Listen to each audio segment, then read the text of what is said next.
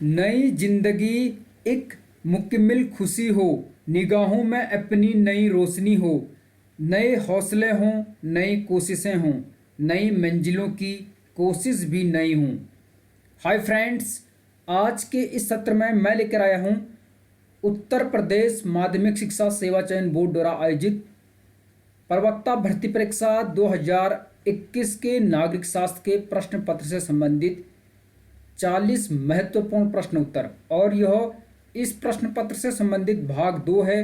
भाग 1 में हम 40 प्रश्न ऑलरेडी हल कर चुके हैं। उस वीडियो का लिंक इसी वीडियो के डिस्क्रिप्शन बॉक्स में पिन किया गया है। चलो शुरू करते हैं आज की इस श्रृंखला को।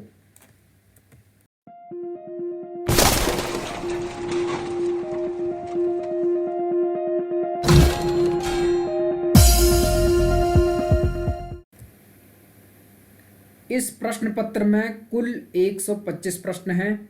यह इसका भाग 2 है। आज के इस सेशन में हम 40 प्रश्न हल कर रहे हैं।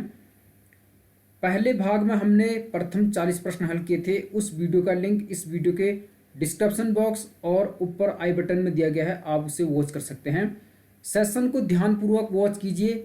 इसमें आपको कई प्रकार का नया नॉलेज भी मिलेगा और आपके कई सारे डाउट्स और कॉन्सेप्ट भी यहाँ पर क्लियर होंगे।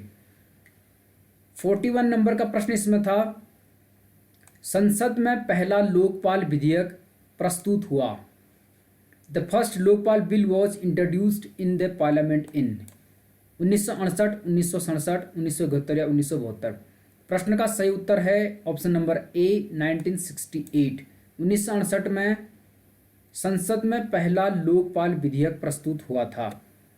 और लोकपाल एक गैर संवैधानिक निकाय है। यहाँ पर मैं आपको लोकपाल से संबंधित जानकारी देता हूँ जो कि आपकी तैयारी के लिए काफ़ी इम्पोर्टेंट होगा। लोकपाल की सर्वप्रथम स्थापना वर्ष 1809 में स्वीडन में हुई थी। स्वीडन एक नॉर्डिक कंट्री है। स्वीडन में लोकपाल को अम्बुड्समैन के नाम से जाना जाता है। यह जन शिकायतों के निवारण के लिए एक भ्रष्टाचार निवारक संस्था है। लोकपाल लोगों की शिकायतों के निवारण के लिए एक भ्रष्टाचार निवारक संस्था है। लोकपाल संस्कृत भाषा का शब्द है और लोकपाल शब्द का अर्थ है लोगों का संरक्षक या लोगों का रक्षक भी आप इसे कह सकते हैं। भारत में यदि बात करें तो लोकपाल शब्द दिया था डॉक्टर लक्ष्मी मल सिंघवी ने, यानी डॉक्टर LM सिंघवी ने 1963 में लोकपाल शब्द दिया। अलग अलग देशों में इसे विभिन्न नामों से जाना जाता है। जैसे स्वीडन में मैंने बताया अम्बुड्समैन, भारत में से लोकपाल कहते हैं, जिसका मकसद है सार्वजनिक कार्यालयों से भ्रष्टाचार को खत्म करना। यानी जो सरकारी कार्यालय होते हैं, सार्वजनिक डिपार्टमेंट होते हैं, उनसे करप्शन यानी भ्रष्टाचार को खत्म करना इसका मकसद है। यह एक वैधानिक संस्था है क्योंकि इसका गठन विधि के द्वारा किया गया है जो कि गैर संवैधानिक निकाय है, अर्थात यह नॉन कॉन्स्टिट्यूशनल बॉडी है। संविधान में इसका उल्लेख नहीं किया गया है। यह एक गैर संवैधानिक निकाय है, यह आप ध्यान में रख लीजिए। भारत में लोकपाल बिल को सर्वप्रथम मई 1968 में चौथी लोकसभा के दौरान शांति भूषण द्वारा लोकसभा में रखा गया। ये काफ़ी इंपॉर्टेंट है और ये प्रश्न यहीं से पूछा गया था। तो भारत में सबसे पहले लोकपाल बिल को संसद में मई 1968 में रखा गया शांति भूषण द्वारा। उस समय कांग्रेस पार्टी सत्ता में थी और इंदिरा गांधी देश की प्रधानमंत्री थी। संसद में लोकपाल बिल कुल 11 बार पेश किया गया। काफ़ी लंबा इतिहास इसका रहा है। 1968 से 2013 में जाकर यह दोनों सदनों से पारित हुआ और इस पर राष्ट्रपति की मंजूरी मिली। कब कब किस सरकार के कार्यकाल में, किस प्रधानमंत्री के कार्यकाल में लोकपाल बिल संसद में रखा गया, यहाँ पर मैंने पूरे इतिहास को बताने की कोशिश की है, आप देख लीजिए। क्रम संख्या, किस वर्ष बिल रखा गया, राजनीतिक दल किसकी सत्ता में थी उस समय केंद्र में, और प्रधानमंत्री कौन था। सबसे पहले मई 1968 में संसद में रखा गया। कांग्रेस पार्टी की सरकार थी, शांति भूषण द्वारा इसे प्रस्तुत किया गया था और इंदिरा गांधी देश की प्रधानमंत्री थी। उसके बाद अप्रैल 1972 में रखा गया। कांग्रेस पार्टी की सरकार थी और इंदिरा गांधी समय प्राइम मिनिस्टर थी। इसके उपरांत जुलाई 1977 में भी इसे संसद में रखा गया। जनता पार्टी या जनता दल की सरकार थी। आपातकाल के बाद जब चुनाव हुए थे तो मोरारजी देसाई उस समय देश के प्रधानमंत्री थे, यह जनता पार्टी के नेता थे। उसके बाद अगस्त 1985 में इसे संसद में प्रस्तुत किया गया। कांग्रेस पार्टी की सरकार थी और आप जानते हैं इस समय राजीव गांधी प्रधानमंत्री थे इंदिरा गांधी की मृत्यु के उपरांत। उसके बाद दिसंबर 1989 में यानी 1989 में भी इसे संसद में प्रस्तुत किया गया। इस समय राष्ट्रीय मोर्चा सरकार यानी नेशनल फ्रंट सरकार सत्ता में थी और बीपी सिंह प्रधानमंत्री थे। इसके बाद सितंबर 1996 में पुनः इसे संसद के पटल पर रखा गया संयुक्त मोर्चा सरकार द्वारा, ठीक है। और इस समय एच.डी. देवगौड़ा देश के प्रधानमंत्री थे, यानी यूनाइटेड फ्रंट सरकार अस्तित्व में थी और एच.डी. देवगौड़ा देश के प्रधानमंत्री थे। इसके बाद अगस्त 1998 में बीजेपी का गठबंधन था, यानी भारतीय जनता पार्टी का गठबंधन था और अटल बिहारी वाजपेयी देश के प्रधानमंत्री थे। इस समय भी इसे प्रस्तुत किया गया। इसके बाद अगस्त 2001 में एनडीए की सरकार सत्ता में थी, यानी नेशनल डेमोक्रेटिक अलायंस का गठबंधन था, जो कि बीजेपी और उसके सहयोगी दलों का एक गठबंधन है। इस समय भी डॉक्टर A.B. वाजपेयी अर्थात अटल बिहारी वाजपेयी देश के प्रधानमंत्री थे। इसके उपरांत अगस्त 2011 में जब अन्ना हजारे ने आंदोलन किया, आप जानते हैं, लोकपाल बिल को लेकर, तो उस समय यूपीए की सरकार सत्ता में थी, यानी यूनाइटेड प्रोग्रेसिव अलायंस, जिसे संयुक्त प्रगतिशील गठबंधन कहते हैं। कांग्रेस और उसके घटक दलों की सरकार है, अर्थात वामपंथी दलों की सरकार है। तो इस समय डॉक्टर मनमोहन सिंह देश के प्रधानमंत्री थे। अन्ना हजारे ने इस समय अनशन किया था अगस्त 2011 में, तो इस समय भी इसे संसद में रखा गया था यूपीए सरकार द्वारा। इसके बाद 2011 के दिसंबर में इसे पुनः सत्ता में यूपीए सरकार थी, इस समय भी इसे संसद के पटल पर रखा गया। यूपीए की सरकार थी, यानी यूनाइटेड प्रोग्रेसिव अलायंस था, तो डॉक्टर मनमोहन सिंह ही प्रधानमंत्री थे। इस समय भी इसे संसद के पटल पर रखा गया था। इसके बाद 11वीं बार और आखिरी बार इसे दिसंबर 2013 में संसद में प्रस्तुत किया गया। इस समय भी संयुक्त प्रगतिशील गठबंधन यानी यूपीए की सरकार सत्ता में थी, यूपीए के घटक दलों की सरकार थी और डॉक्टर मनमोहन सिंह ही प्रधानमंत्री थे, जो कि 2004 से 2014 तक रहे। तो 2013 में यह संसद से पारित हो गया। सबसे पहले यह राज्यसभा से पारित हुआ उच्च सदन से 17 दिसंबर 2013 को, फिर लोकसभा से पारित हुआ यानी निम्न सदन से पारित हुआ 18 दिसंबर 2013 को। राष्ट्रपति की स्वीकृति मिली इसको 1 जनवरी 2014 को, उस समय प्रणब मुखर्जी देश के राष्ट्रपति थे। प्रधानमंत्री उस समय डॉक्टर मनमोहन सिंह थे, यूपीए सरकार के ये प्रधानमंत्री थे और यह अधिनियम बन गया, यानी एक्ट का रूप इसने ले लिया 16 जनवरी 2014 को। और उसके बाद लगभग 5 साल के उपरांत लोकपाल की नियुक्ति की गई देश में 19 मार्च 2019 को, जब वर्तमान में एनडीए की सरकार दोबारा सत्ता में आई, यानी बीजेपी और उसके गठबंधन नरेंद्र मोदी प्रधानमंत्री हैं। तो बीजेपी सरकार ने अपने दूसरे कार्यकाल में अर्थात 19 मार्च 2019 को लोकपाल की नियुक्ति की और इसका शपथ ग्रहण हुआ 23 मार्च 2019 को। और लोकपाल में कुल सदस्य हैं 9, इसमें एक होता है सभापति, जिसे लोकपाल का सभापति आप कह सकते हैं, और इसमें 8 सदस्य होते हैं, कुल मिलाकर 9 मेंबर्स इसमें होते हैं। और लोकपाल के प्रथम सभापति नियुक्त किए गए हैं पीसी घोष, यानी पिनाकी चंद्र घोष को पहला लोकपाल नियुक्त किया गया है। और लोकपाल व लोकायुक्त एक्ट जो कि 2013 में अस्तित्व में आया, इसमें 63 सेक्शन है अर्थात 63 धाराएं हैं। और यदि लोकपाल का जो सभापति होता है उसके कार्यकाल की बात करें तो या तो 5 वर्ष की अवधि या 70 वर्ष की आयु, जो भी पहले हो, यह इसका कार्यकाल है। तो इसमें एक तो होता है सभापति और 8 होते हैं इसमें सदस्य, कुल मिला के इसमें 9 सदस्य होते हैं, समझ गए आप। और यदि आपको लोकपाल का और पूरा इतिहास चाहिए, किस देश से शुरू हुआ, भारत में और क्या क्या इसमें प्रावधान हैं, कितने मेंबर्स हैं, उनके नाम क्या हैं, पूरे इतिहास को यदि आप जानना चाहते हैं तो आप कमेंट सेक्शन में बताइए, हम इस पर और विस्तार से वीडियो बनाएंगे।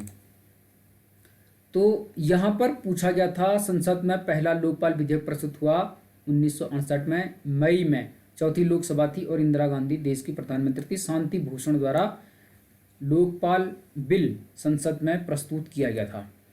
दूसरा प्रश्न यहाँ पर पूछा गया था 42 नंबर का है, भारत के संविधान के अंतर्गत निम्नलिखित में से कौन सा एक मूल कर्तव्य नहीं है? Under the constitution of India which one of the following is not a fundamental duty? भारतीय संविधान में वर्तमान में 11 मूल कर्तव्य हैं, पहले 10 थे। आपको ध्यान दिला दूं, मूल कर्तव्य यानी मौलिक कर्तव्य मूल संविधान में नहीं थे, इन्हें बाद में जोड़ा गया है, अभी बताता हूं। तो इनमें से कौन सा मूल कर्तव्य नहीं है? लोक निर्वाचन में मतदान करना, वैज्ञानिक मनोभाव का विकास करना, सार्वजनिक संपत्ति की सुरक्षा करना, या संविधान से आबाद रहना और इसके आदर्शों का सम्मान करना। तो इनमें से पहला वाला नहीं है, यानी ए वाला ऑप्शन सही उत्तर होगा। लोक नियोजन में यानी लोक निर्वाचन में मतदान करना, यह मूल कर्तव्य नहीं है। आपको ध्यान दिला दूं, भारतीय संविधान में मूल कर्तव्य संविधान के भाग 4 को यानी पार्ट 4A में रखे गए हैं, और ये हैं अनुच्छेद 51 को यानी 51A में, भाग 4 को अनुच्छेद 51 को या 4A 51A कह सकते हैं। सोवियत संघ रूस के संविधान से इन्हें भारतीय संविधान में लिया गया है। और लिया कब गया? 42वां संविधान संशोधन अधिनियम 1976 में। इस समय देश में आपातकाल था, इंदिरा गांधी प्रधानमंत्री थी, तो 42वां संविधान संशोधन किया गया और इस समय सोवियत संघ रूस के संविधान से 10 मूल कर्तव्यों का समावेश भारतीय संविधान में किया गया। यह नागरिकों के लिए है। और 11वां मौलिक कर्तव्य जोड़ा गया था 86वें संविधान संशोधन अधिनियम 2002 में, और उसमें क्या प्रावधान किया गया है कि प्रत्येक माता पिता या संरक्षक का यह कर्तव्य होगा कि वह अपने 6 से 14 वर्ष तक के बाल्य को निःशुल्क और अनिवार्य शिक्षा उपलब्ध कराए। तो वर्तमान में मूल कर्तव्यों की संख्या है 11, पहले थी 10। जोड़े कब गए थे? 1976 में। कौन सा संविधान संशोधन था? 42वां। प्रधानमंत्री कौन थे? इंदिरा गांधी। लिए किस देश के संविधान से हैं? सोवियत संघ रूस के संविधान से। और हैं किसके लिए? नागरिकों के लिए, यानी नागरिकों को कुछ कर्तव्य दिए गए हैं देश के लिए करने के लिए। अगला प्रश्न था इसमें यहाँ पर, यूपीएससी के अध्यक्ष और सदस्यों का कार्यकाल होता है। The chairman and members of the UPSC hold office for a term of. UPSC यानी यूनियन पब्लिक सर्विस कमीशन, जिसे संघ लोक सेवा आयोग कहते हैं। यह एक केंद्रीय भर्ती संस्था है। केंद्रीय भर्ती संस्था है, स्वतंत्र संवैधानिक निकाय है। यह क्या है? एक कॉन्स्टिट्यूशनल बॉडी है, यानी स्वतंत्र है, संवैधानिक निकाय है, या आप संवैधानिक संस्था भी कह सकते हैं। तो इसका जो कार्यकाल होता है अध्यक्ष और सदस्यों का, 3 वर्ष, 4 वर्ष, 5 वर्ष या 6 वर्ष। सही उत्तर ऑप्शन नंबर डी होगा, 6 वर्ष होता है। 6 वर्ष की अवधि या 65 वर्ष की आयु, या तो 6 वर्ष की अवधि होगा या व्यक्ति की आयु 65 वर्ष, इनमें से जो भी पहले हो वो हो, इसका कार्यकाल होगा। किसका? यूपीएससी के अध्यक्ष और इसके सदस्यों का। और यूपीएससी का प्रावधान भारतीय संविधान में कहाँ किया गया है? भाग 14 में, यानी पार्ट 14 और अनुच्छेद 315 से 323 तक, यानी 315 टू 323, इन 2 आर्टिकल्स के बीच किया गया है और भाग है 14। और कार्यकाल कितना होता है? या तो 6 वर्ष या 65 वर्ष की आयु, जो भी इनमें से पहले हो। यह क्या है? एक केंद्रीय भर्ती संस्था है जो कि अखिल भारतीय स्तर की परीक्षाओं का आयोजन करता है।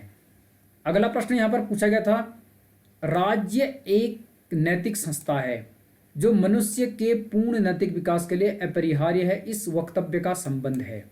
The state is an ethical institution which is indispensable for the full moral development of man is attributed to। तो राज्य एक नैतिक संस्था है जो मनुष्य के पूर्ण नैतिक विकास के लिए अपरिहार्य है। तो इसका संबंध किससे है? व्यक्तिवादियों से, आदर्शवादियों से, अराजकतावादियों से या मार्क्सवादियों से? प्रश्न का सही उत्तर ऑप्शन नंबर बी है, यह कथन संबंधित है आदर्शवादियों से। और यदि भारत में आदर्शवादी विचारकों की बात करें तो कई सारे आदर्शवादी विचारक भारत में हैं, जैसे स्वामी दयानंद सरस्वती, लाला लाजपत राय, लोकमान्य बाल गंगाधर तिलक, बिपिन चंद्र पॉल, श्री अरविंद घोष, सुब्रह्मण्यम भारती या वीर सावरकर, जिन्हें बीडी सावरकर कहते हैं, सुभाष चंद्र बोस, ये आदर्शवादी विचारक हैं। और दुनिया में देखें तो आप हिगेल को समझ सकते हैं। ठीक है, तो यह वक्तव्य संबंधित है आदर्शवादियों से, यानी आइडियलिस्ट आप कह सकते हैं। अगला प्रश्न है यहाँ पर, ध्यान से वॉच कीजिए, काफी इंपॉर्टेंट प्रश्न इसमें है। भारतीय संविधान सहायक एकात्मक विशेषताओं सहित एक संघीय राज्य की स्थापना के स्थान पर सहायक संघीय विशेषताओं सहित एक एकात्मक राज्य की स्थापना करता है, किसने कहा था? तो यह किसने कहा था कि भारतीय संविधान सहायक एकात्मक विशेषताओं सहित एक संघीय राज्य की स्थापना के स्थान पर सहायक संघीय विशेषताओं सहित एक एकात्मक राज्य की स्थापना करता है? केसी वेयर, सर आइवर जेनिंग्स, के एम पणिकर या डॉक्टर बी आर अम्बेडकर? इस प्रश्न का सही उत्तर ऑप्शन नंबर ए है, यह कहा था केसी वेयर ने। ठीक है, अर्धसंघीय भी कहा था, अर्धसंघात्मक यानी क्वेजी फेडरल। तो यह जो वक्तव्य है यह संबंधित है केसी वेयर से, इन्होंने यह भारतीय संविधान के संबंध में कहा था। ऑप्शन नंबर ए इसका सही उत्तर होगा। इस प्रकार के स्टेटमेंट को भी आपको ध्यान में रखना, कई बार प्रश्न बन जाता है। अगला प्रश्न है, politics among nations was written by. Politics among nation पुस्तक लिखी, यानी राष्ट्रों के मध्य राजनीति, पॉलिटिक्स एमोंग नेशंस नामक पुस्तक किसकी है? H J Morgenthau, Palmer and Perkins, E H Carr या उपयुक्त में से कोई नहीं। प्रश्न का उत्तर आसान है, ऑप्शन नंबर ए होगा। एच ए मॉर्गनथाउ ने लिखी है पॉलिटिक्स एमोंग नेशन। और एच ए मॉर्गनथाउ कहाँ के थे? जर्मनी के। यह एक जर्मन दार्शनिक थे और यथार्थवादी दार्शनिक हैं। ठीक है, मॉर्गनथाउ के हैं यथार्थवादी दार्शनिक हैं जो कि जर्मनी के थे। तो पॉलिटिक्स एमोंग नेशंस पुस्तक इन्होंने लिखी है। अगला प्रश्न है, जयप्रकाश नारायण किस अवधारणा के प्रतिपादक थे? यानी Jayaprakash Narayan preaches the concept of. सांस्कृतिक क्रांति तो माओ जेदांग की है, जिन्हें माओ त्से तुंग भी कहते हैं। संपूर्ण क्रांति, चतुस्तंभी राज्य या उपरोक्त में से कोई नहीं। सही उत्तर होगा टोटल रिवोल्यूशन यानी संपूर्ण क्रांति। संपूर्ण क्रांति का नारा दिया था जयप्रकाश नारायण ने, और इन्होंने दल विहीन लोकतंत्र की बात भी की। ये भी आपको ध्यान में रखना है। जयप्रकाश नारायण एक समाजवादी चिंतक हैं, इन्हें लोक नायक के नाम से भी जाना जाता है। इन्होंने संपूर्ण क्रांति का नारा दिया था, दल विहीन लोकतंत्र का समर्थन इन्होंने किया था। इनकी एक प्रसिद्ध पुस्तक है टुवार्ड्स स्ट्रगल यानी संघर्ष की ओर, टुवार्ड्स स्ट्रगल, जो कि इन्होंने 1946 में लिखी। तो यह जयप्रकाश नारायण की एक पुस्तक है। और जब 1975 का आपातकाल देश में लगा था तो उस समय इन्होंने संपूर्ण क्रांति का आह्वान किया था। यह एक समाजवादी राजनीतिक चिंतक हैं। अगला प्रश्न था यहाँ पर, अल्प विकास को समझाने के लिए डिपेंडेंसी थ्योरी का विचार किसने प्रस्तुत किया? Who advanced the dependency theory to explain under development. तो अल्प विकास को समझाने के लिए डिपेंडेंसी थ्योरी किसने प्रस्तुत की? वी आई लेनिन यानी व्लादिमीर लेनिन ने नहीं की। गुंडर फ्रांक, समीर अमीन या उपरोक्त में से कोई नहीं। प्रश्न का सही उत्तर ऑप्शन नंबर सी है, समीर अमीन ने प्रस्तुत की थी अल्प विकास को समझाने के लिए डिपेंडेंसी थ्योरी का प्रस्ताव या एक सिद्धांत। तो ऑप्शन नंबर सी समीर अमीन इसका सही उत्तर होगा। इस प्रकार के प्रश्न पूछे जाते हैं हर प्रश्न पत्र में। किसी भी परीक्षा में कुछ प्रश्न ऐसे होते हैं जो हर किसी की पहुंच में नहीं होते और यही प्रश्न मेरिट कंफर्म करते हैं। अगला प्रश्न है, निम्न में से किस प्रशासकीय अभिकरण के पास कार्य संपादन का एकाधिकार है? काफी इंपॉर्टेंट प्रश्न है और इससे के संबंध में मैं आपको यहाँ पर कई अदर्स जानकारी भी दूंगा। विच of the following administration agency has the monopoly of execution. तो इनमें से किस प्रशासकीय अभिकरण के पास कार्य संपादन का एकाधिकार है? सूत्र अभिकरण यानी लाइन एजेंसी, स्टाफ अभिकरण यानी स्टाफ एजेंसी, सहायक अभिकरण अर्थात एक्जिलरी, या उपरोक्त में से कोई नहीं, नॉन ऑफ द एबव। प्रश्न का सही उत्तर ऑप्शन नंबर ए है सूत्र अभिकरण। सूत्र अभिकरण जिसे लाइन एजेंसी भी कहते हैं। सूत्र की जगह कई बार रेखा लिखा होगा, रेखा अभिकरण या रेखा एजेंसी। अभिकरण का मतलब होता है एजेंसी। तो रेखा अभिकरण या सूत्र अभिकरण या लाइन एजेंसी भी कई जगह इससे लिखा होता है। इसके बारे में मैं आपको बता देता हूं कि सूत्र अभिकरण, स्टाफ अभिकरण और सहायक अभिकरण होते क्या हैं। यहाँ पर मैंने इन्हें मेंशन किया है, आप समझने की कोशिश कीजिए। तो जिसे सूत्र, रेखा या लाइन कहते हैं, तो रेखा या लाइन या सूत्र एक है स्टाफ और तीसरा है सहायक एजेंसियां। इनके बारे में मैंने यहाँ पर विस्तार से चर्चा की है, समझ लीजिए। सरकार के प्रशासनिक संगठन में 3 प्रकार की एजेंसियां शामिल होती हैं। जो सरकार का प्रशासनिक संगठन होता है उसमें 3 प्रकार की एजेंसियां यानी अभिकरण शामिल होते हैं। पहला होता है रेखा या जिसे लाइन कहते हैं या सूत्र कहते हैं, दूसरा होता है स्टाफ और तीसरा होता है सहायक। ये 3 होते हैं और इन तीनों के बीच का भेद इनके द्वारा किए जाने वाले कार्यों की प्रकृति के अंतर में निहित होता है। यानी इन तीनों के अलग अलग कार्य होते हैं, इस आधार पर इनमें अंतर किया जाता है। अब मैं आपको यहाँ पर रेखा यानी लाइन, स्टाफ और सहायक तीनों के बारे में बता रहा हूँ। यहाँ से प्रश्न आता है और इसे समझना पड़ेगा, ये लोक प्रशासन से संबंधित है।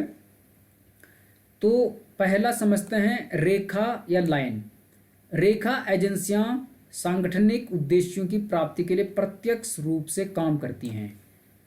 किसी सरकार में जो प्रशासनिक संगठन होते हैं तो रेखा एजेंसियां सांगठनिक उद्देश्यों की प्राप्ति के लिए प्रत्यक्ष रूप से काम करती हैं, डायरेक्ट काम करती हैं।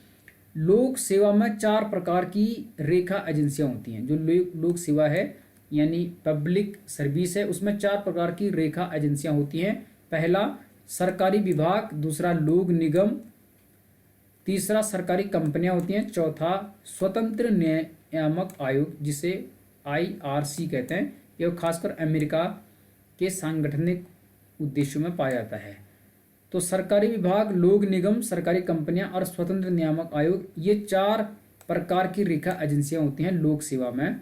तो ये आप ध्यान में रख लीजिए। कई बार प्रश्न ऐसे भी बनेगा कि निम्नलिखित में से कौन सा रेखा एजेंसी है, तो आपको ये 4 याद रखना है, सरकारी विभाग, लोक निगम, सरकारी कंपनियां, स्वतंत्र नियामक आयोग। वो इनमें से कहीं पर स्टाफ वाला डाल देगा, कहीं पर सहायक डाल देगा। तो ये डायरेक्ट प्रतिभाग करते हैं प्रत्यक्ष रूप से।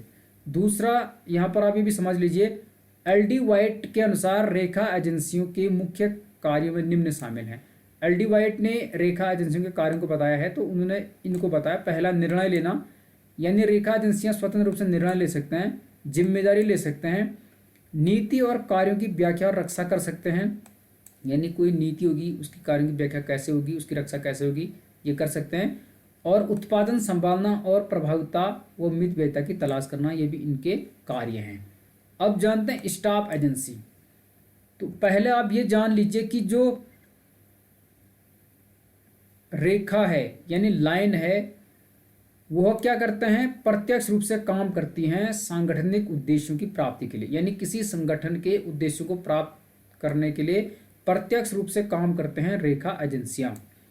स्टाफ एजेंसियां क्या करती हैं, स्टाफ एजेंसियां रेखा एजेंसियों को उनकी गतिविधियों में सलाह और मदद देती हैं। यहाँ पर आप समझ लीजिए, जो स्टाफ एजेंसियां होती हैं वह रेखा एजेंसियों को उनकी गतिविधियों में सलाह और मदद, एडवाइस करती हैं और हेल्प करती हैं।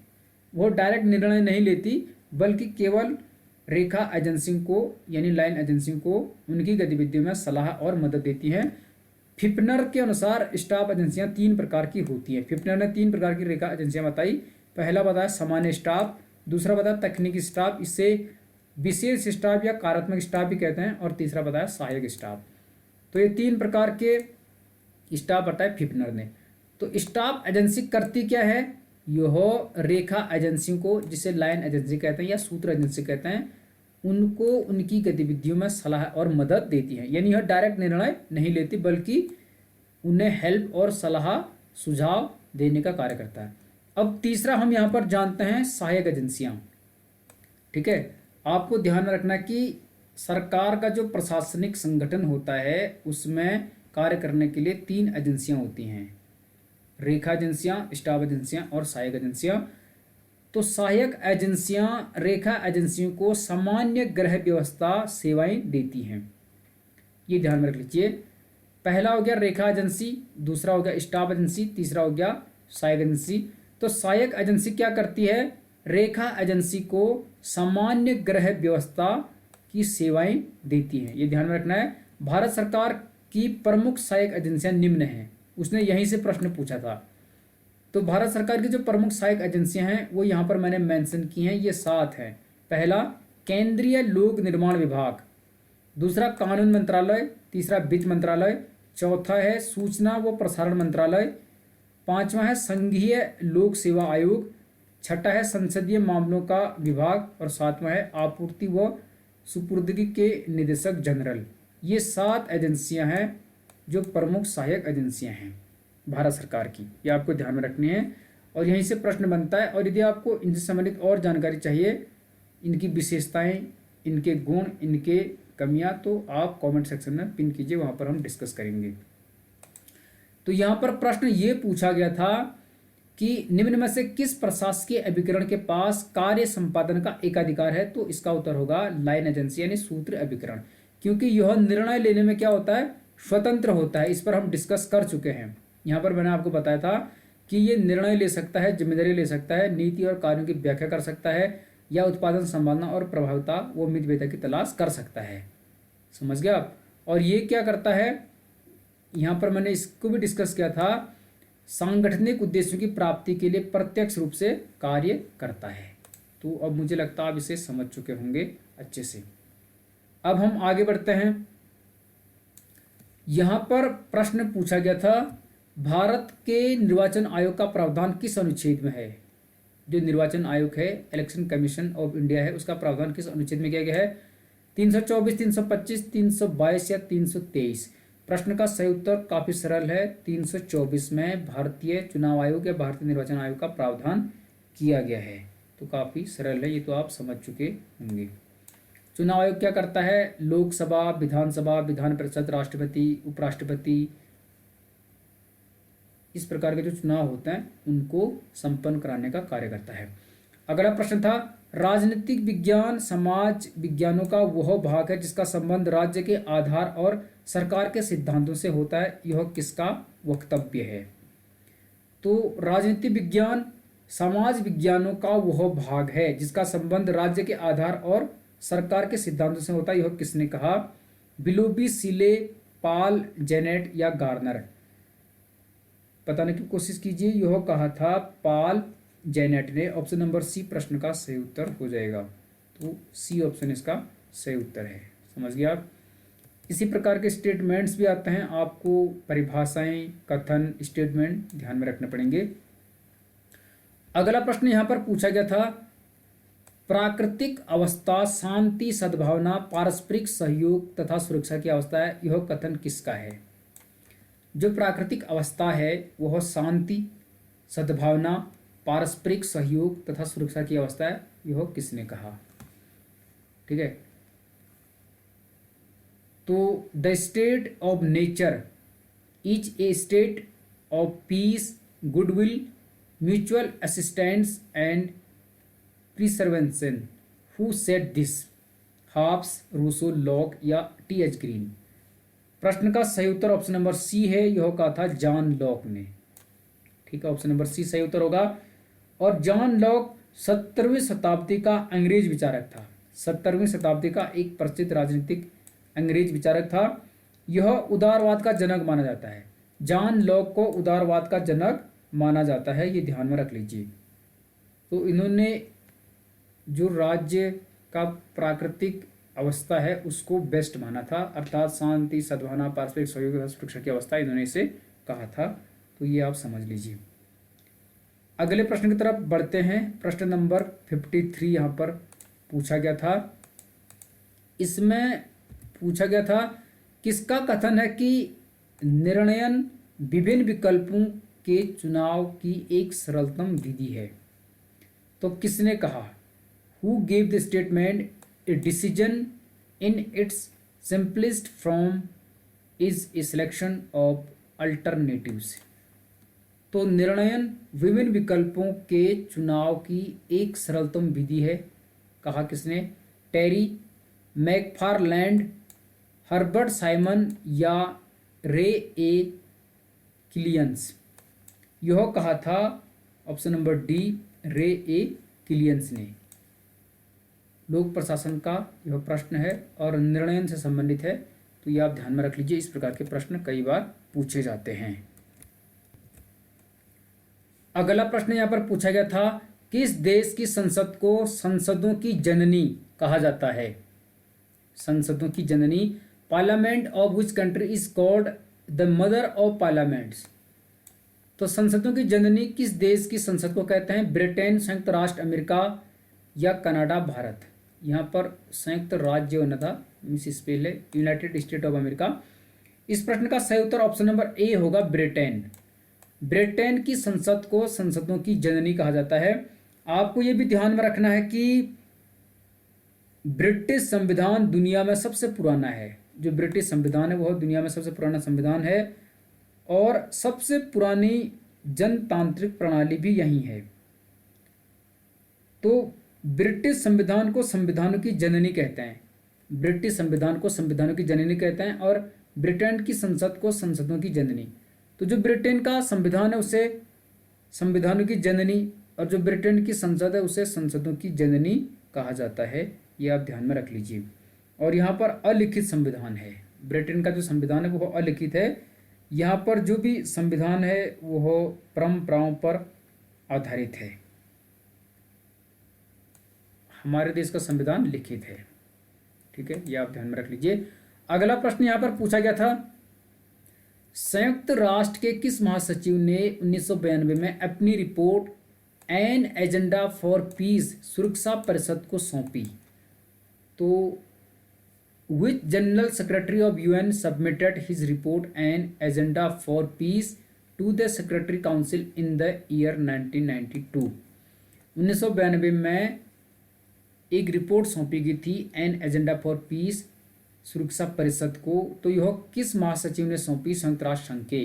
कोफी अन्नान नहीं है, बीबी घाली यानी बुतरस घाली, कुर्त वाल्दिम या यूथांड।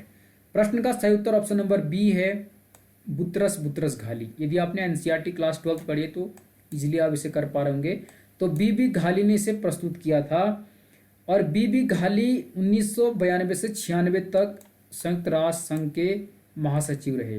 1992 से 1996 के बीच यह रहे और यह मिस्र के थे और छठे महासचिव थे। यह संयुक्त राष्ट्र संघ के पहले थे नॉर्वे के जो ट्रिग्वेली थे। वर्तमान में एंटोनियो गुटेरस हैं, पुर्तगाल के पूर्व प्रधानमंत्री हैं और वर्तमान में उनका दूसरा कार्यकाल चल रहा है। ये आप ध्यान में रख लीजिए। और आपको यहाँ पर यह भी ध्यान में रखना है कि संयुक्त राष्ट्र संघ के 6 मुख्य अंग हैं। पहला है महासभा या जिसे आम सभा कहते हैं, दूसरा सुरक्षा परिषद है, तीसरा आर्थिक व सामाजिक परिषद है, चौथा है न्यासिता परिषद, पांचवा है अंतर्राष्ट्रीय न्यायालय और छठा है सचिवालय।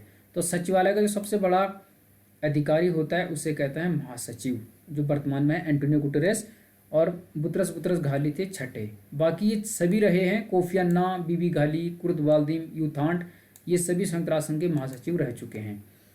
अगला प्रश्न यहाँ पर देख लीजिए आप, मार्क्सवादियों के अनुसार यानी द मार्क्सिस्ट होल्ड दैट राज्य एक वर्गीय संरचना है। The state is a class structure. राज्य केवल श्रमिकों का प्रतिनिधित्व करता है।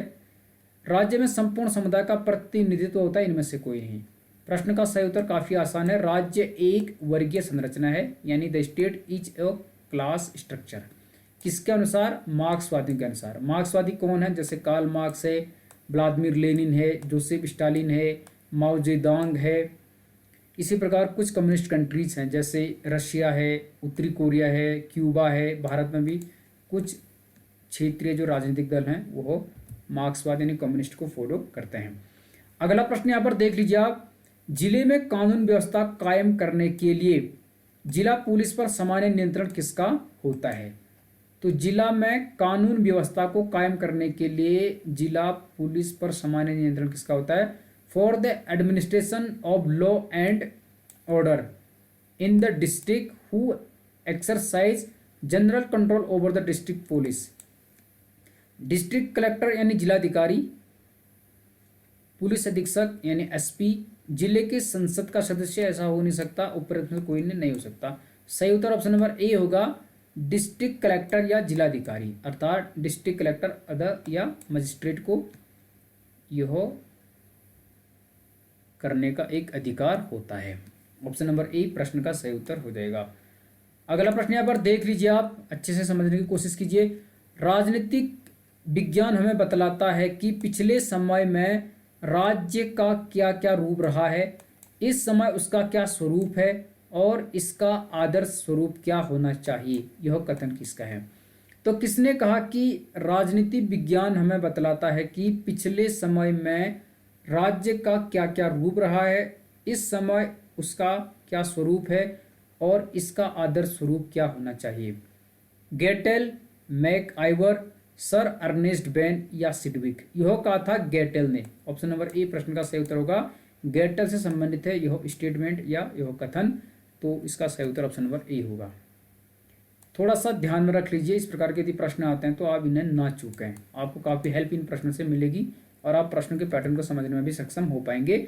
और यदि वीडियो अच्छी लग रही है, आपको एक्स्ट्रा नॉलेज मिल रहा है तो लाइक कर लीजिएगा। चैनल यदि अभी तक सब्सक्राइब नहीं किया तो कर लीजिए, शेयर कीजिएगा और कमेंट अवश्य कीजिएगा हमारा उत्साह बढ़ाने के लिए। यहाँ पर पूछा गया था, निम्नलिखित में से कौन सा विधेयक भारतीय संसद के दोनों सदनों के विशेष बहुमत द्वारा अलग अलग पारित किया जाना चाहिए। तो इनमें से कौन सा ऐसा विधेयक है, ऐसा बिल है जो भारतीय संसद के दोनों सदन यानी लोकसभा और राज्यसभा द्वारा विशेष बहुमत द्वारा अलग अलग पारित किया जाना चाहिए। ठीक है, यानी विच of the following bills must be passed by each house of the Indian parliament separately by special majority, यानी विशेष बहुमत से पारित होना चाहिए। संविधान संशोधन विधेयक यानी constitution amendment bill, ordinary bill यानी सामान्य बिल, मनी बिल यानी धन विधेयक या फिनेंस बिल अर्थात वित्त विधेयक। इस प्रश्न का सही उत्तर आप आसानी से समझ चुके होंगे। सही उत्तर ऑप्शन नंबर ए है, संविधान संशोधन विधेयक दोनों सदनों से विशेष बहुमत द्वारा अलग अलग पारित किया जाना चाहिए। और संविधान संशोधन किया जाता है अनुच्छेद 368 के तहत, ये आप जानते हैं। ठीक है, यानी constitution amendment in Indian constitution. अगला प्रश्न है यहाँ पर, निम्नलिखित में से कौन ऑस्टिन के संप्रभुता सिद्धांत का कटुतम आलोचक है? तो इनमें से कौन एक ऑस्टिन का जो संप्रभुता का सिद्धांत है उसका कटुतम आलोचक है, अर्थात एक प्रकार से बड़ा आलोचक है? सर हेनरी मैन, हॉब्स, बोंदा या लास्की। प्रश्न का सही उत्तर ऑप्शन नंबर ए होगा, sir Henry man. Sir Henry man Laski का जो संप्रभुता का सिद्धांत है उसके एक प्रसिद्ध या कटुतम आलोचक माने जाते हैं। ऑप्शन नंबर ए प्रश्न का सही उत्तर होगा। आगे बढ़ते हैं। यहां पर पूछा गया था, निम्नलिखित में से संयुक्त राष्ट्र का कौन सा अंग अंतर्राष्ट्रीय शांति एवं सुरक्षा के लिए जिम्मेदार है? काफी सरल है। तो इनमें से संयुक्त राष्ट्र संघ का कौन सा ऐसा अंग है जो दुनिया में अंतर्राष्ट्रीय शांति एवं सुरक्षा के लिए रिस्पॉन्सिबल है?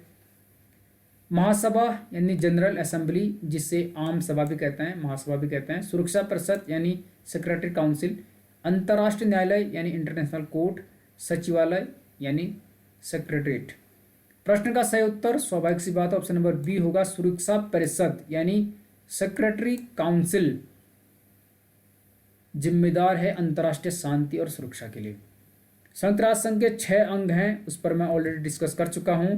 महासभा या आम सभा, सुरक्षा परिषद, आर्थिक व सामाजिक परिषद, न्यायिकता परिषद, अंतर्राष्ट्रीय न्यायालय व सचिवालय। सुरक्षा परिषद में 15 सदस्य होते हैं, 15 मेंबर होते हैं। इसमें से 5 हैं स्थायी यानी परमानेंट मेंबर हैं, इन्हें वीटो पावर है अर्थात निषेधाधिकार की शक्ति प्राप्त है। ये 5 देश हैं, अमेरिका 1, रूस 2, ब्रिटेन 3, चीन 4 और फ्रांस 5। ये 5 देश ऐसे हैं जिनको निषेधाधिकार की शक्ति प्राप्त है यानी वीटो पावर प्राप्त है। और 10 देश इसमें होते हैं अस्थायी, जिनका कार्यकाल केवल 2 वर्ष का होता है। तो कुल मिलाकर सुरक्षा परिषद में 15 देश होते हैं, जिनमें 5 होते हैं स्थायी, 10 होते हैं अस्थायी। अस्थायी का कार्यकाल सिर्फ 2 वर्ष का होता है। स्थायी देशों को वीटो पावर है अमेरिका, रूस, ब्रिटेन, फ्रांस और चीन। ये आपको ध्यान में रख लीजिए।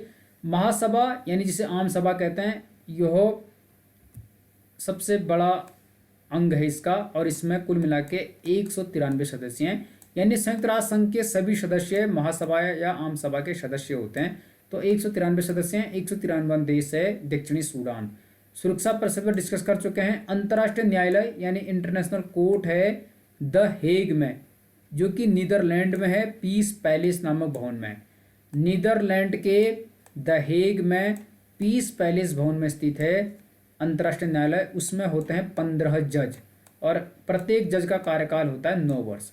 15 जज होते हैं और एक जज का कार्यकाल होता है 9 वर्ष। और सचिवालय होता है एक, इसका एक बड़ा अधिकारी होता है जो संयुक्त राष्ट्र संघ का महासचिव कहलाता है। वर्तमान में एंटोनियो गुटेरेस है, पहला महासचिव था ट्रिगवेली।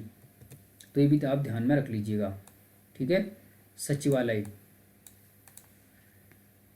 अगला प्रश्न यहाँ पर देख लीजिए, और आपको ये भी ध्यान में रखना कि जो संयुक्त राष्ट्र संघ है उसकी स्थापना हुई थी 24 अक्टूबर 1945 को, और संयुक्त राष्ट्र संघ का मुख्यालय है न्यूयॉर्क में, जो कि अमेरिका में है।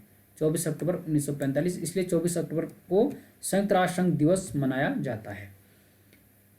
निम्नलिखित में से कौन सा देश बिम्स्टेक का सदस्य नहीं है?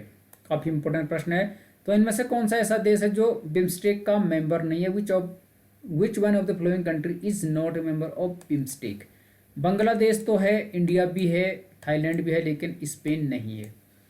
बिम्स्टेक में 7 सदस्य देश हैं, 7 मेंबर्स हैं, इसलिए इसको बिम्स्टेक कहते हैं। बिम्स्टेक के बारे में मैं आपको यहाँ पर जानकारी दे रहा हूँ, आप समझने की कोशिश कीजिए ताकि आपके डाउट्स और यहाँ पर क्लियर होंगे। ये मैंने यहाँ पर नोट्स बनाया है बिम्स्टेक से संबंधित, समझ लीजिए आप। बिम्स्टेक यानी BIMSTEC, हिंदी में इसको इस प्रकार से लिखेंगे। इसका पूर्ण रूप है the Bay of Bengal initiative for multi sectoral technical and economic cooperation. ये इसका पूर्ण रूप है, यानी the Bay of Bengal initiative for multi sectoral technical and economic cooperation. Hindi में इसे कहेंगे बंगाल की खाड़ी बहुक्षेत्रीय तकनीकी और आर्थिक सहयोग के लिए पहल। जो बंगाल की खाड़ी है यानी बे ऑफ बंगाल है, उसके आसपास के 7 देशों का एक क्षेत्रीय समूह है, जिसे शॉर्ट में बिम्स्टेक कहते हैं। पूर्ण रूप में यहाँ पर बता चुका हूँ। थोड़ा सा और जानकारी यहाँ पर दे देता हूँ आपको बिम्स्टेक से संबंधित। जैसे यह एक क्षेत्रीय संगठन है जिसमें बंगाल की खाड़ी के तटवर्ती एवं आसपास के 7 देश सम्मिलित हैं। ये तो ध्यान में रख लीजिए। तो यह एक रीजनल ऑर्गेनाइजेशन है, इसमें बंगाल की खाड़ी के जो तटवर्ती और आसपास के सदस्य हैं वो 7 देश सम्मिलित हैं। इसकी स्थापना हुई थी 6 जून 1997 को बांग्लादेश, भारत, श्रीलंका और थाईलैंड द्वारा। यानी स्थापना के समय इसमें केवल कितने देश थे? 4। बांग्लादेश, भारत, श्रीलंका तथा थाईलैंड के द्वारा बैंकॉक घोषणा पत्र के माध्यम से इसकी स्थापना हुई थी 6 जून 1997 को। बाद में इस समूह में म्यांमार, नेपाल तथा भूटान भी जुड़ गए। तो बाद में इसमें म्यांमार जुड़ा, नेपाल जुड़ा, भूटान जुड़ा, और इसलिए वर्तमान में इनकी सदस्य संख्या कितनी होगी? 7। ये आप ध्यान में रख लीजिए। नेपाल तथा भूटान के शामिल होने के बाद इसका नाम क्या पड़ गया? बिम्स्टेक। समझ गया आप? नेपाल और भूटान के सम्मिलित होने के बाद वर्तमान में कुल सदस्य मैं बता चुका हूँ 7 हैं। भारत, भूटान, बांग्लादेश, नेपाल, श्रीलंका, थाईलैंड और म्यांमार, ये 7 देश हैं। इन 7 देशों का एक समूह है जो कि एक प्रकार का क्षेत्रीय संगठन है, इसे बिम्स्टेक कहते हैं। बिम्स्टेक का सचिवालय है ढाका में यानी बांग्लादेश में, और यह क्षेत्रीय समूह दक्षिण एवं दक्षिण पूर्व एशिया के मध्य एक सेतु का कार्य करता है, और कुल 14 क्षेत्रों में सदस्य देशों के बीच आपसी सहयोग को प्रोत्साहित करने के लिए प्रतिबद्ध है। तो इसमें दक्षिण और दक्षिण पूर्व एशिया के देश आते हैं। दक्षिण एशिया के खासकर इसमें कौन कौन आते हैं? सार्क के देश, जैसे बांग्लादेश 1, भारत 2, श्रीलंका 3, ये 3 देश क्या हैं? और इसमें एक नेपाल और भूटान। तो 5 देश तो इसमें सार्क के हो गए, दक्षिण जिसे कहते हैं, और 2 देश इसमें आसियान के हैं, थाईलैंड और म्यांमार। तो दक्षिण एशिया और दक्षिण पूर्व एशिया के देशों का एक समूह है ये, यानी बंगाल की खाड़ी और उसके आसपास के देशों का समूह। तो ये आप ध्यान में रख लीजिए। मुझे लगता है यहाँ पर आपको बिम्स्टेक से संबंधित जानकारी मिल गई होगी। तो इनमें से स्पेन इसका सदस्य नहीं है, बाकी बांग्लादेश, भारत, नेपाल, भूटान, थाईलैंड ये तो इसके हो जाएंगे। अगला प्रश्न है यहाँ पर, निम्नलिखित में से किसने उदारवादी प्रजातंत्र की विश्वव्यापी विजय को इतिहास के अंत के रूप में व्याख्यायित किया? काफी इंपॉर्टेंट प्रश्न है ये, कई बार पूछा जाता है। तो इनमें से किसने उदारवादी प्रजातंत्र की विश्वव्यापी विजय को इतिहास के अंत के रूप में व्याख्यायित किया? समीर अमीन ने नहीं किया है, डेविड हेड ने नहीं किया। सही उत्तर है फ्रांसिस फुकुयामा। ये प्रश्न कई बार पूछा जाता है, आपको कोड वर्ड से इसे ध्यान में रखना है। यदि इतिहास का अंत इस प्रकार से कहीं पर लिखा था तो इसका उत्तर होगा Francis Fukuyama. Option number C will be correct answer of this question. तो इसका सही उत्तर ऑप्शन नंबर सी है। इन्होंने उदारवादी प्रजातंत्र की विश्वव्यापी विजय को इतिहास के अंत के रूप में व्याख्यायित किया था, या आप कह सकते हैं डिस्क्राइब किया था। अगला प्रश्न है यहाँ पर, ध्यान से समझिए। नेतृत्व के गुणमूलक दृष्टिकोण के प्रणेता हैं। नेतृत्व के गुणमूलक दृष्टिकोण के प्रणेता कौन हैं? ठीक है।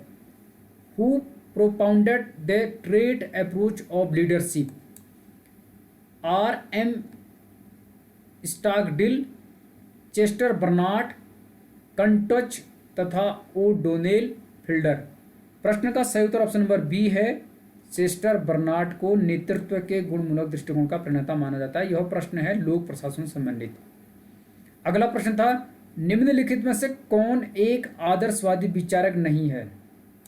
इनमें से कौन सा एक आइडियलिस्ट थिंकर नहीं है, आदर्शवादी विचारक नहीं है?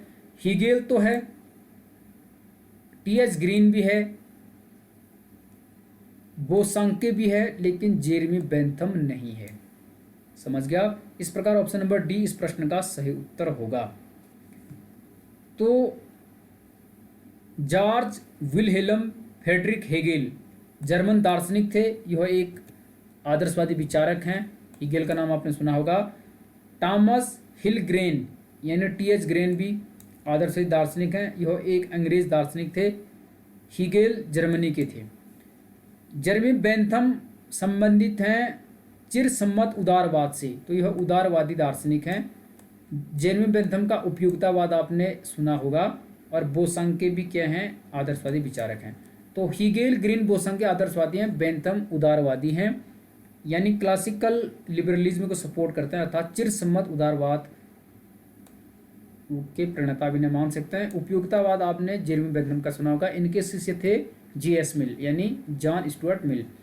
अगला प्रश्न था इसमें, भारत के गवर्नर जनरल के पद की व्यवस्था का प्राविधान सर्वप्रथम ब्लैंक है यहाँ पर द्वारा किया गया। जो भारत के गवर्नर जनरल के पद की व्यवस्था है उसका प्रावधान सर्वप्रथम किस एक्ट में किया गया, यह हमें पूछा गया है। The office of the governor general of India was for the first time provided by regulating act 1973, charter act 1833, charter act 1853 या 1858 का एक्ट। प्रश्न का सही उत्तर ऑप्शन नंबर सी है। चार्टर एक्ट 1853 में भारत के गवर्नर जनरल के पद की व्यवस्था का प्रावधान सर्वप्रथम किया गया था। तो ये भी आप ध्यान में रख सकते हैं। पहले बंगाल का गवर्नर जनरल कहते थे, फिर भारत का गवर्नर जनरल कहते थे, फिर बाद में से भारत का वायसराय कहा जाने लगा। तो आप इसे ध्यान में रख लीजिए। अगला प्रश्न यहाँ पर है, अपने ऊपर, अपने शरीर और मन पर व्यक्ति संप्रभु है। मिल ने अपने यह विचार किस रचना में प्रकट किए हैं?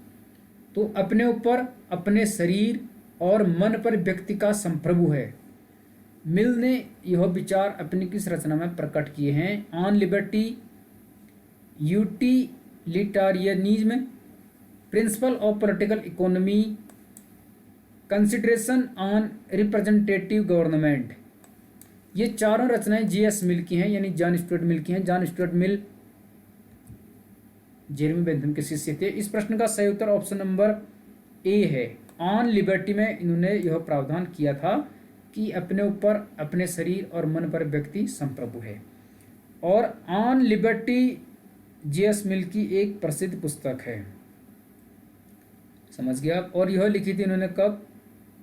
1859 में, यानी 1859 में इन्होंने ऑन लिबर्टी लिखी।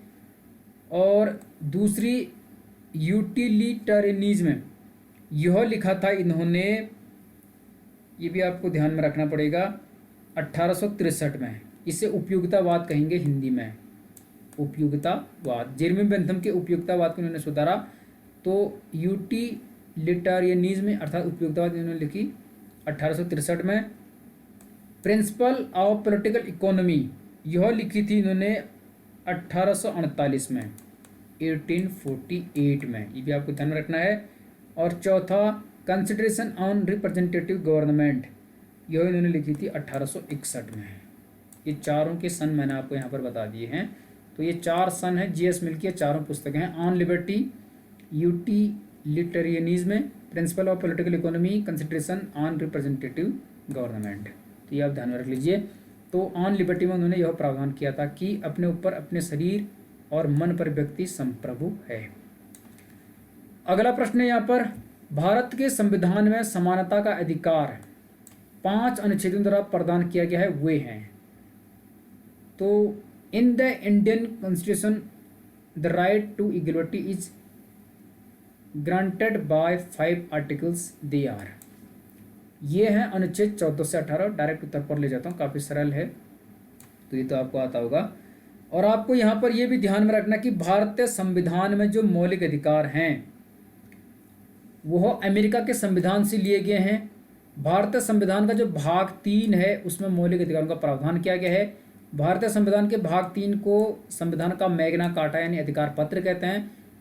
और मूल अधिकार या मौलिक अधिकार का प्रावधान अनुच्छेद 12 से अनुच्छेद 35 के मध्य किया गया है, जिनमें पहला अधिकार है समानता का अधिकार, जिसका उल्लेख आर्टिकल 14 से 18 के बीच किया गया है। 14, 15, 16, 17, 18। अनुच्छेद 14 में लिखा गया है विधि के समक्ष समानता एवं विधियों का समान संरक्षण, 14 में।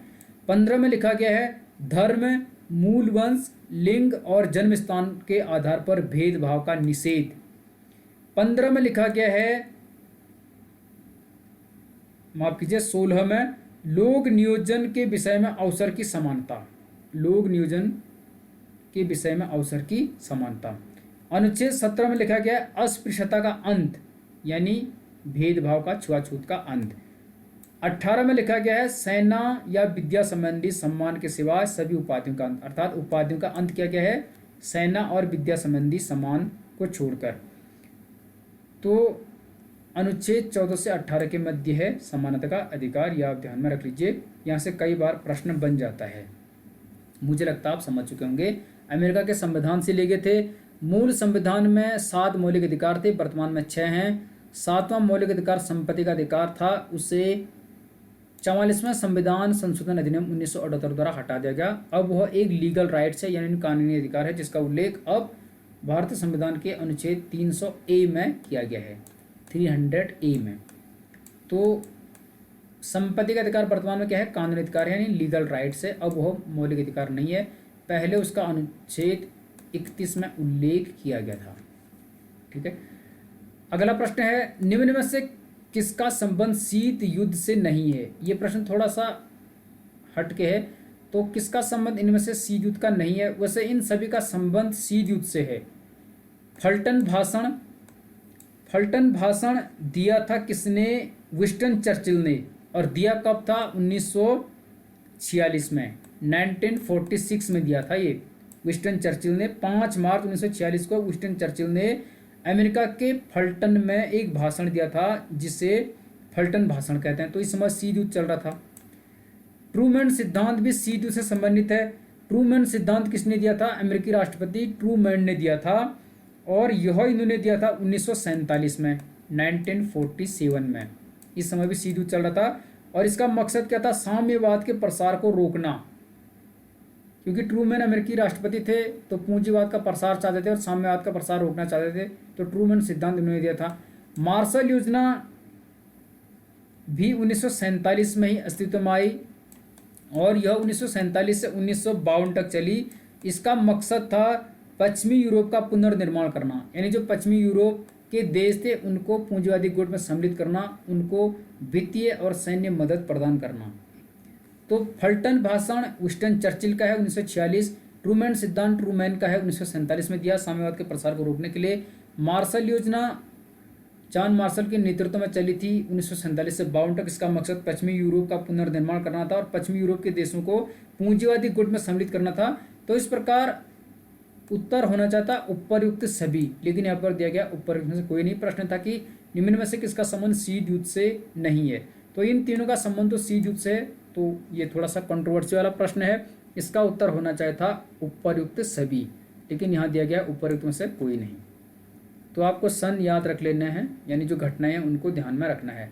अगला प्रश्न है, भारत के सर्वोच्च विधि अधिकारी निम्न में से किसे माना जाता है, यानी जो भारत का सर्वोच्च विधि अधिकारी होता है वह इनमें से कौन होता है, ये यहाँ पर पूछा गया है।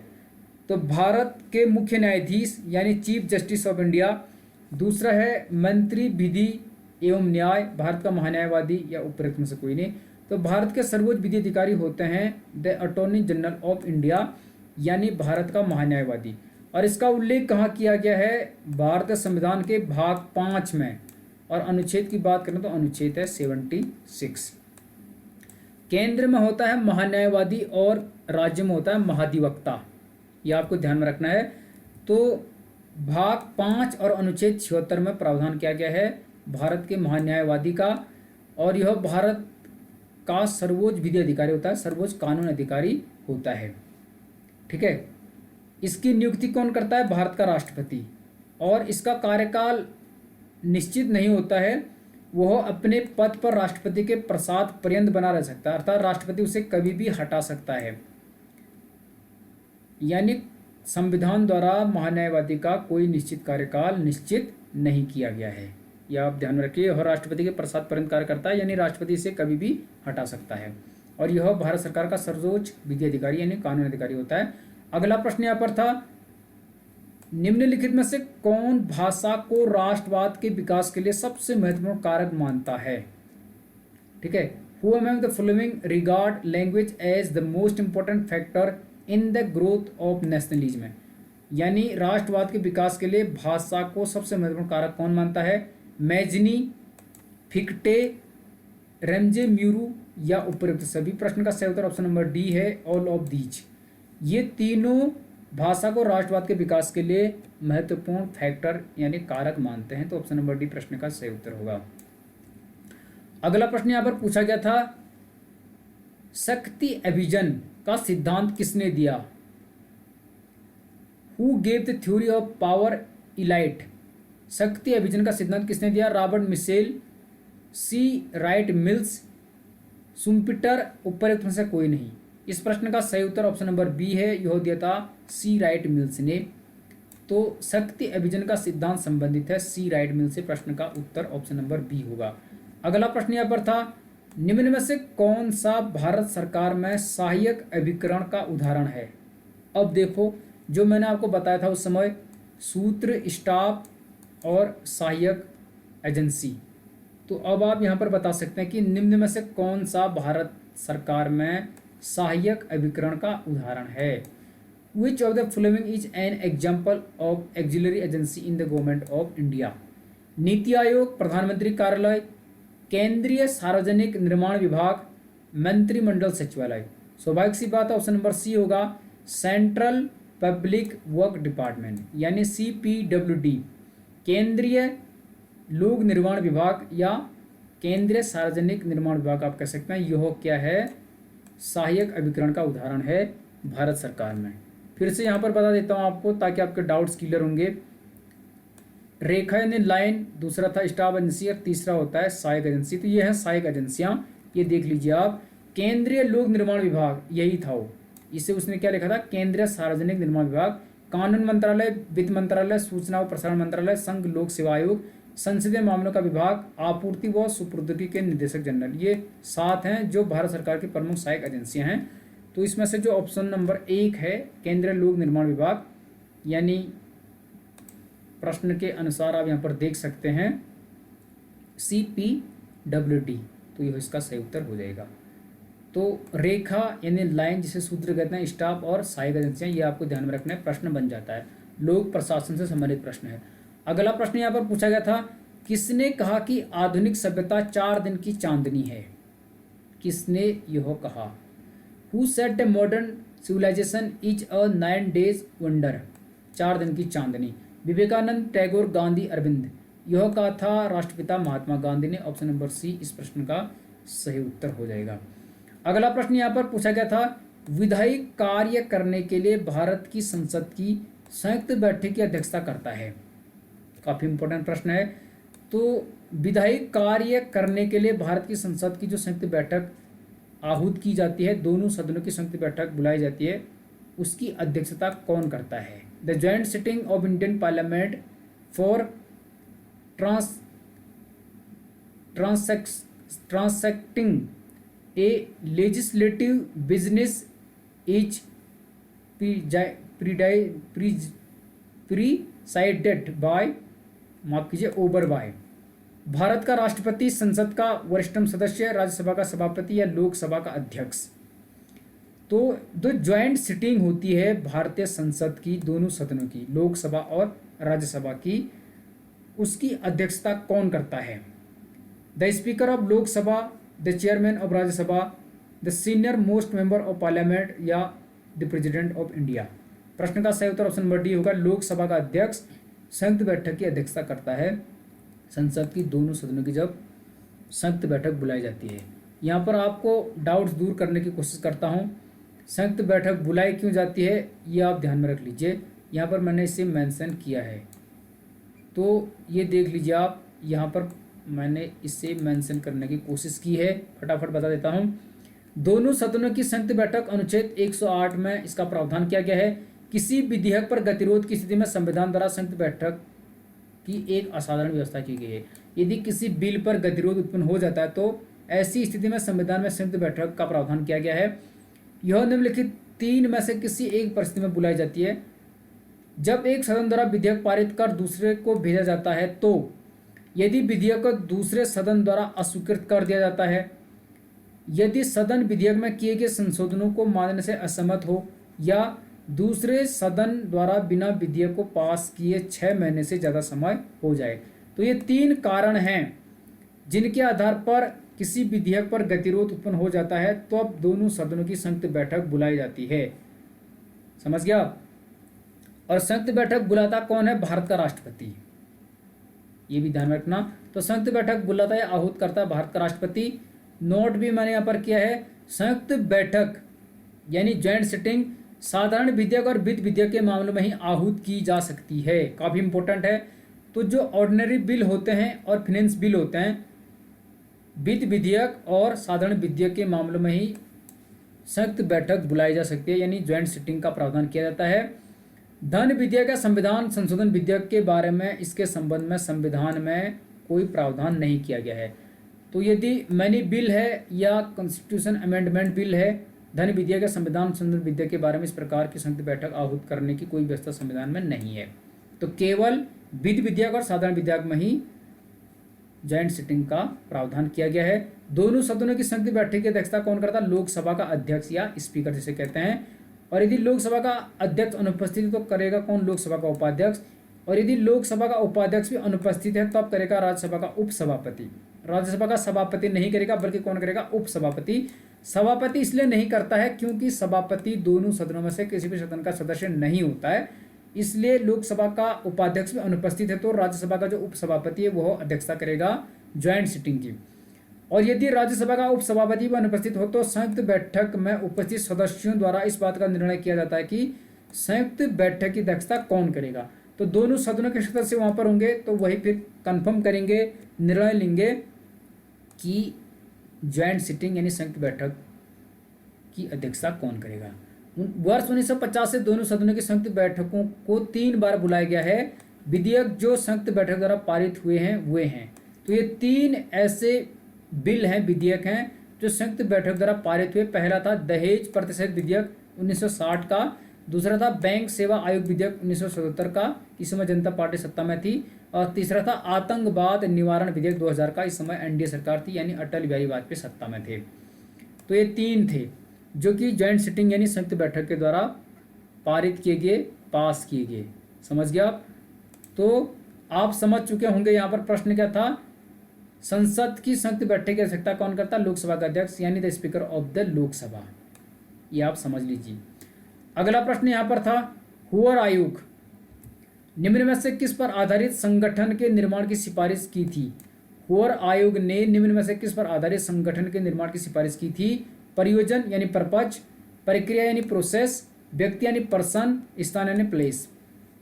तो ये आपको ध्यान में रखना है, ठीक है। On which of the following basis Hoover commission recommended for the formation of an organization? सही उत्तर ऑप्शन नंबर ए होगा इसका, परियोजन। इसका सही उत्तर हो जाएगा यानी उद्देश्य। हूवर आयोग ने संगठन के निर्माण की सिफारिश की थी परियोजन पर आधारित यानी उद्देश्य पर आधारित। परियोजन यानी पर्पज अर्थात उद्देश्य। यहाँ पर बता देता हूँ क्या था ये, ताकि आप इससे भी समझ जाओगे आसानी से। यहाँ पर मैंने मेंशन किया है, ये देख लीजिए। लूथर गुलिक ने संगठन के 4 आधारों की पहचान की है। जो लूथर गुलिक हैं उन्होंने किसी संगठन के 4 आधारों की पहचान की हैं। ये हैं उद्देश्य, जिसे वो प्रयोजन लिख रहा है यानी पर्पज, दूसरा है प्रक्रिया यानी प्रोसेस, तीसरा व्यक्ति यानी पर्सन, चौथा यानी स्थान। तो जो हूवर आयोग था उसने उद्देश्य यानी प्रयोजन अर्थात पर्पज के आधार पर उसे माना था। समझ गया? संगठन के निर्माण की सिफारिश की थी। और हूवर आयोग गठित किया गया था कब? 1949-50 में अमेरिका में। हूवर आयोग गठित कहाँ किया गया था? अमेरिका में। कब किया गया था? 1949-50 में, यानी 1949-50 में। तो मुझे लगता है आप अच्छे से समझ चुके होंगे। परियोजन इसका सही उत्तर हो जाएगा। अगला प्रश्न यहाँ पर पूछा गया था, निम्नलिखित में से क्या प्रशासन पर विधायी नियंत्रण का साधन नहीं है? इनमें से कौन सा प्रशासन पर विधायी नियंत्रण का साधन नहीं है? Which of the following is not a tool of legislative control over administration? प्रदत्त विधायन यानी डेलीगेटेड लेजिस्लेशन, स्थगन प्रस्ताव, प्रश्नकाल या शून्यकाल यानी 0 आवर, क्वेश्चन आवर। प्रश्न का सही उत्तर ऑप्शन नंबर ए होगा, प्रदत्त विधायन अर्थात डेलीगेटेड लेजिस्लेशन प्रशासन पर विधायी नियंत्रण का साधन नहीं है। बाकी ये 3 हैं, स्थगन, प्रश्नकाल और शून्यकाल। प्रश्न का सही उत्तर ऑप्शन नंबर ए होगा। प्रश्न की भाषा को समझना काफ़ी इंपॉर्टेंट है ताकि आप प्रश्न के उत्तर को सही कर सकें। यहाँ पर पुस्तकें हैं, निम्नलिखित में से कौन सा युग में सम्मिलित नहीं है? Which of the following pair is not correctly matched? पहला है Karl Marx the poverty and philosophy, ये तो सत्य है। कार्ल मार्क्स की प्रसिद्ध पुस्तक है द पॉवर्टी ऑफ फिलोसफी, तो यह इन्होंने लिखी है। और यह लिखी कब थी इन्होंने? 1844 में, 1844 में कार्ल मार्क्स ने एक पुस्तक लिखी है द पॉवर्टी ऑफ फिलोसफी। दूसरा है यहाँ पर V I Lenin state and revolution, state and revolution, यह आप ध्यान में रख लीजिएगा। यह भी इनकी ही पुस्तक है और यह लिखी कब गई थी? 1917 में। लिखी किसने है ये? व्लादिमीर लेनिन ने। वी आई लेनिन की पुस्तक है स्टेट एंड रिवोल्यूशन, लिखी कब है? 1917 में। और द पॉवर्टी ऑफ फिलोसफी किसने लिखी? 1844 में कार्ल मार्क्स ने। तीसरा है Joseph Stalin veg labour and capital, veg labour and capital, यह जोसेफ स्टालिन की नहीं है बल्कि यह पुस्तक भी लिखी है कार्ल मार्क्स ने। और यह लिखी कब थी? 1847 में, 1847 में वेज लेबर एंड कैपिटल नामक पुस्तक लिखी है कार्ल मार्क्स ने। चौथी पुस्तक है Frederick angels origin of family, private property and the state, यह तो इन्हीं की पुस्तक है। तो ये भी सत्य है। फ्रेडरिक एंजल्स और कार्ल मार्क्स ने कई पुस्तकें लिखी हैं, जैसे कम्युनिस्ट मैनिफेस्टो इन्होंने एक संयुक्त रूप से लिखी। तो origin of family, private property and the state पुस्तक फ्रेडरिक एंजल्स की है। तो ऑप्शन नंबर सी इसमें गलत था। वेज लेबर एंड कैपिटल लिखे कार्ल मार्क्स ने 1847 में, लेकिन यहाँ पे दिया था Joseph Stalin. Joseph Stalin, Karl Marx और व्लादिमीर लेनिन ये मार्क्सवादी विचारक हैं, ठीक है, ये आप ध्यान में रख लीजिए। आखिरी के 2 प्रश्न हैं, आज केवल 40 प्रश्न हल कर रहे हैं। वीडियो पे शर्त लंबी हो गई है लेकिन मे भी आपके लिए हेल्पफुल रही होगी। निम्नलिखित में से कौन राष्ट्रीय हित को विश्व राजनीति का अंतिम और निर्णायक तत्व मानता है? बहुत इंपॉर्टेंट प्रश्न है। तो who among the following considers national interest as the final and decisive element of world politics.